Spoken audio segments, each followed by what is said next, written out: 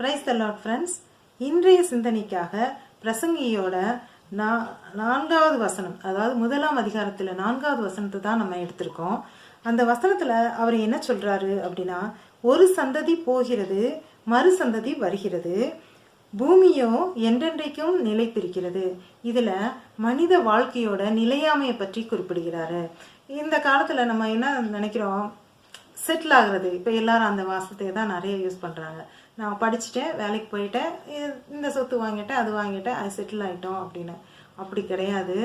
நம்ம வாழ்க்கைன்றது செட்டில் ஆகிறது அப்படின்ற வார்த்தையே கூட நிலையானது கிடையாது. அதனால இது நம்ம மனித சந்ததி, ஒரு சந்ததி போகும், அடுத்த சந்ததி அந்த சொத்தை அனுபவிக்கும், வரிசை அடுத்தடுத்த சந்ததிகள் வறுமை ஒழிய மனித சந்ததி, மனிதன் நிலையானவன் கிடையாது. அதனால கடவுள் படைத்த பூமியே நிலையானது அப்படின்றது தான் இன்னைக்கு அவரு நமக்கு கொடுக்குற வசனம். நாளைக்கு பிரசங்கியோட இன்னொரு அருமையான வசனத்தோட நான் உங்களை சந்திக்கிறேன்.